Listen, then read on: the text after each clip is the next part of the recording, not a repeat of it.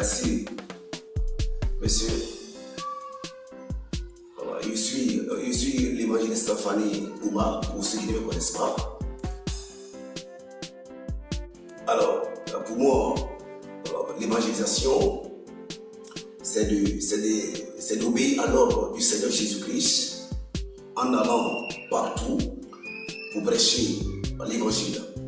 Dans Marc 16, le verset 15 à 16, Jésus-Christ dit à ses disciples, physiques comme spirituels aujourd'hui, il dit allez partout le monde et prêcher la bonne nouvelle à toute la création.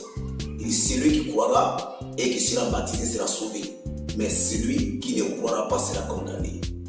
Donc nous devons, les fondateurs, les pasteurs, les prophètes, les hommes de Dieu, les anciens, les diacres, les frères et les sœurs dans nos assemblées, nous devons obéir à l'ordre du Seigneur Jésus-Christ en allant vers nos parents, nos amis, nos voisins, au travail, à la gare, au marché, pour partager la parole de Dieu avec eux. Donc pour atteindre plus de personnes, il y a trois types il y a deux grands types d'évangélisation. Pour atteindre plusieurs personnes dans le monde entier, il y a la prédication en plein air. Plein air, c'est quoi? Alors les croisades, c'est les campagnes d'évangélisation. Et puis deuxièmement, c'est à la gare, dans la rue, au marché. Le meilleur endroit pour atteindre plusieurs personnes, la gare, alors le marché, les carrefours. Dans le cas de l'évangélisation, c'est très important parce que là, il y a plusieurs personnes qui vont au travail, ils peuvent entendre l'évangile, aller aussi partager avec leur patron, leur collègue de service.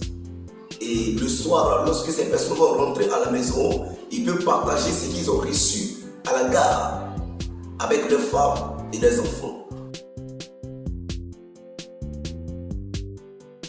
Merci beaucoup mon frère.